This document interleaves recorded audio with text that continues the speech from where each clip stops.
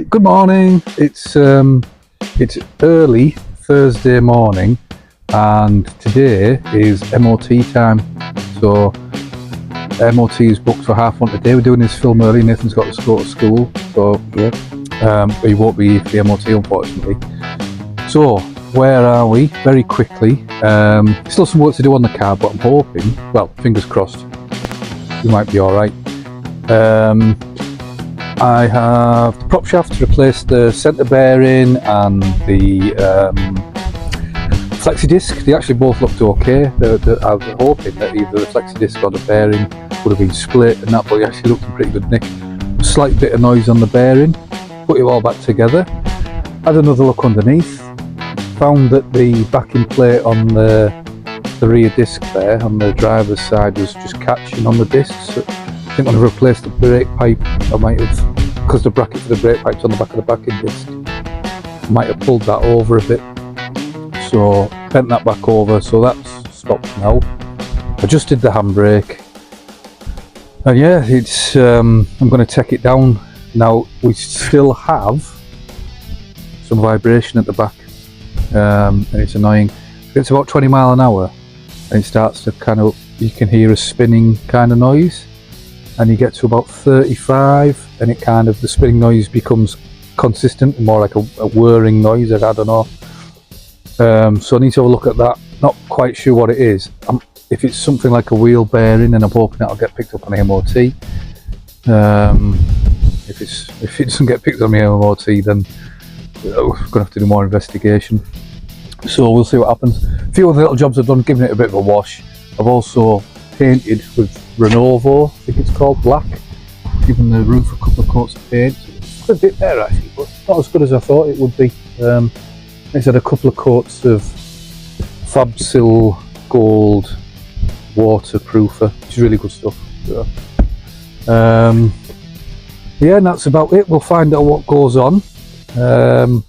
Fingers crossed, but I don't want to say I don't mind if it fails. I don't mind if it fails and it's things I can sort out and things that I'm kind of okay with, but we'll find out, I suppose. I'm still going to do some jobs, so maybe Saturday morning we'll pick this film up and finish it off Saturday afternoon, Saturday evening, and we'll let you know how we get on. Is there anything else? I can't think of anything else. No. I've checked all the fluids, checked everything over. We'll see how it goes. Alright, thank you. That's it for now. Okay. See you later. Or tomorrow.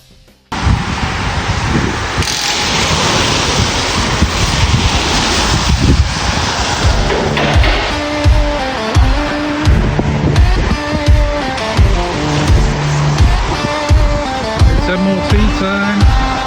Hello. Welcome back to the channel. It's the conclusion of the video we started a few days ago about the car going for its MOT, and it's been for its MOT and we have a result, and I'm going to tell you what we've obviously got to build the tension up, but I'll tell you what it is in a minute. You may notice that the car is up on ramps or axle stands yet again, so that might give you some indication of where we are.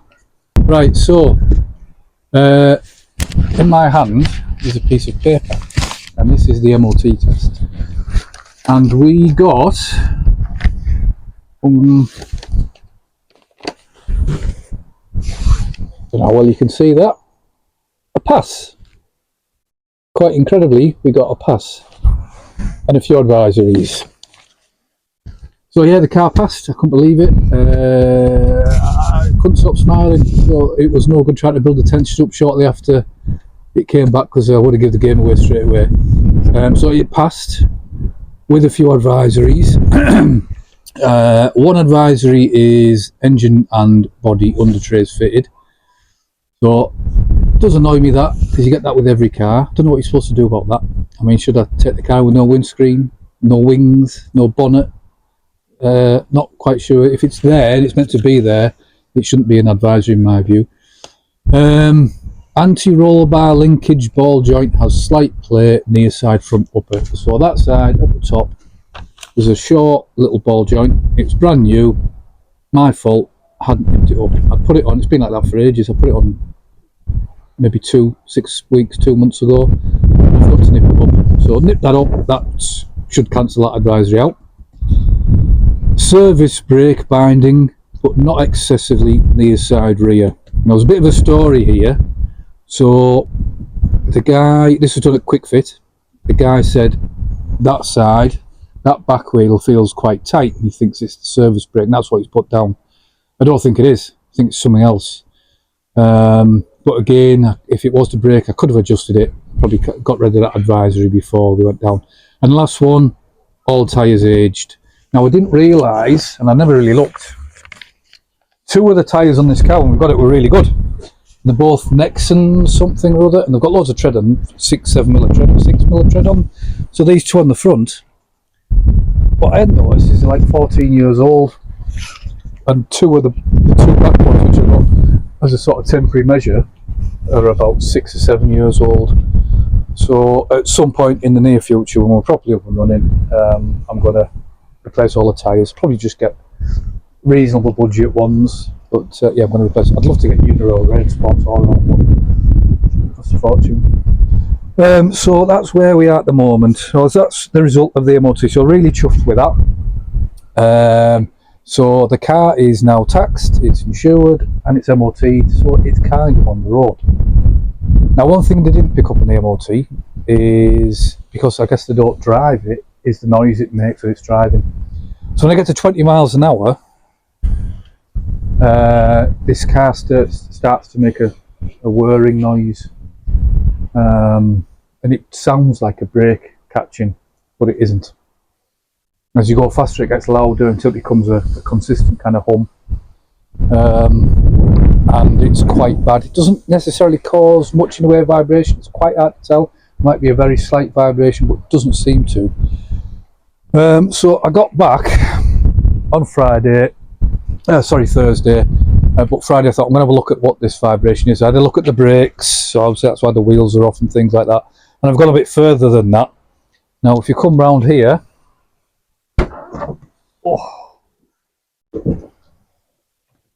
we look in there, you will see I've taken the half shafts, the drive shafts off. Now this one is the driver's one, and it's actually got, I don't want to get my hands all dirty. You have to get in close, Nate. I don't know if you can hear that. A little bit of wear. Not a huge amount, but a little bit of wear. This one, passenger one, is actually still quite tight. But I am going to replace them both. I've got one new one in here. It is a Frankberg. That looks alright. So I am going to replace them both, get another one. But yeah, I got them off, found that, and I thought, right, oh, maybe that's the cause of my vibration. Very possible that is causing problems. But when I had them off, I was able to have a bit more of a look at the diff, and the diff is it's not making a funny noise. When you spin the output shafts, they feel quite notchy. And I don't have another one of these to know how they're supposed to feel. So, and never really worked on a diff, so I'm not really sure. But they don't feel right. They don't feel smooth.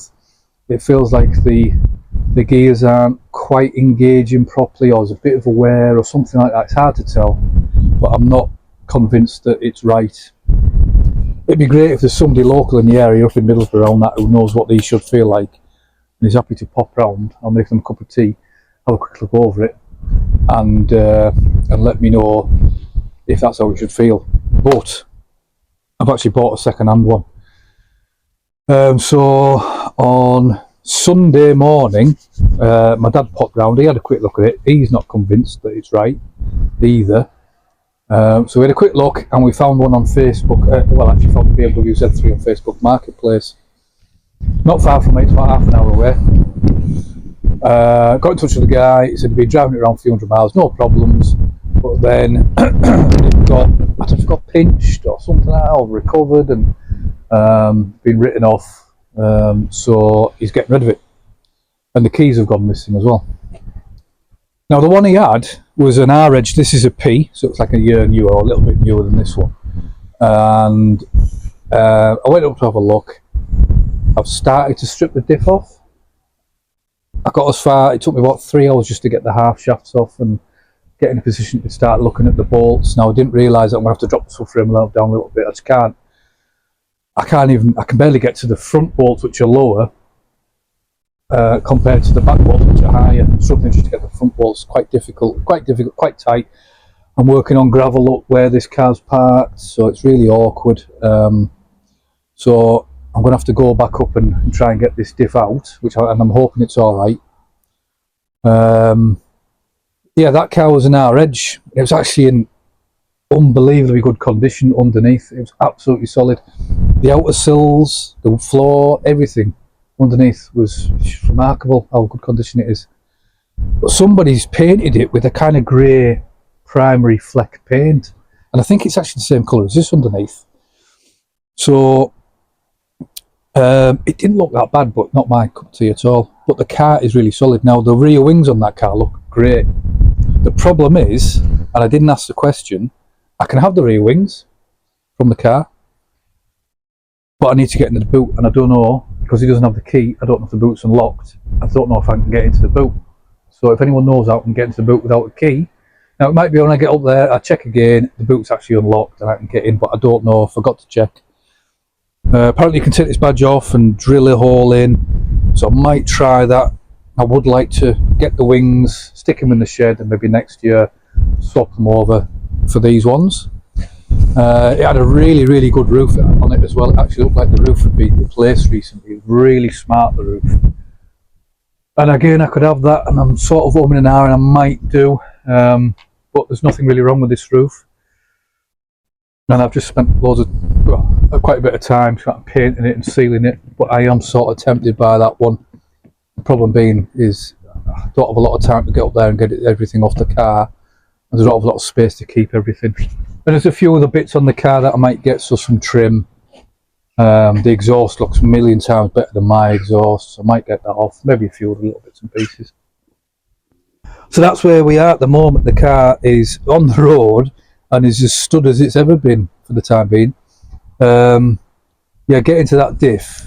I mean, I've still got to get this one off as well, but hopefully I'm working on tarmac here, not on gravel with weeds and thistles sticking in me.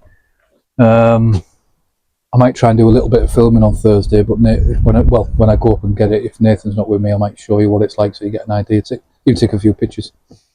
But yeah, that's where we are, and that's, yeah.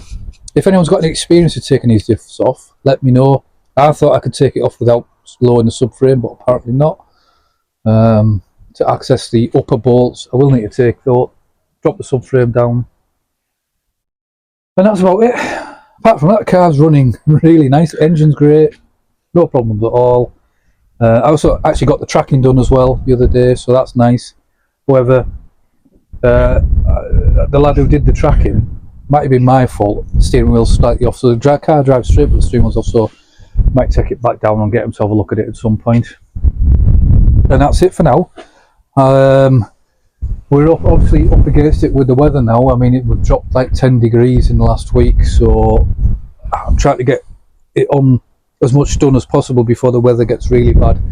And looking at this weekend, it looks like solid rain, so it might be that I get the diff off the other one and maybe get this one off, and that's probably as much as I'll get done because of the weather. The weekend after at the moment looks okay, but it's changing, doesn't it, all the time, doesn't it, Nate? Oh yeah. You can't rely on the weather at all, can you? No. Yeah, it does exactly what you don't want it to do. Right, yeah, I'll next time we do something on the car, try and get some filmed and give you some updates. If anyone is familiar with the diffs on these, if they've got any advice at all, I'd really appreciate that. Got 41 subscribers as well, and I'm not doing this necessarily for subscribers. I'll always work on cars, I love it, and it's really no heartache to me to film it, and hopefully somebody enjoys it or they get something useful out of it. But it'd be nice. We are getting like hundreds of views and not a lot of people subscribing or liking or commenting. So I'd really like to see that. I'd like to get a bit of a community going with these, not just BMW Z3s, but any kind of classic cars, particularly in this area. If we can start something, that'd be really nice. I'd love to get the younger generation involved, so like Nathan start to get a little bit involved. He's not that keen, to be honest, but he does, God bless him, he does come out here and does help me out a little bit, but it's not for him. But it'd be great to get the younger. I just think kids nowadays are just missing out on these kind of things. You know, I grew up in scrapyards, I grew up climbing up cars and coming home with a steering wheel, and I think me and the older generation have a bit of a responsibility to try and get kids involved with cars. Otherwise they're just going to have big exhausts and loud stereos, and they're not going to know actually how to change a wheel or anything like that. So yeah, let's try and start something, all of us. So please do comment, like, subscribe, do all that kind of wonderful business. Subscribe, and yeah, we'll catch up soon. Thank you very much. Bye bye. Subscribe. Yeah, happy with that, Nate? Yeah. Right. Oh, better lock the car. Oh, Jesus.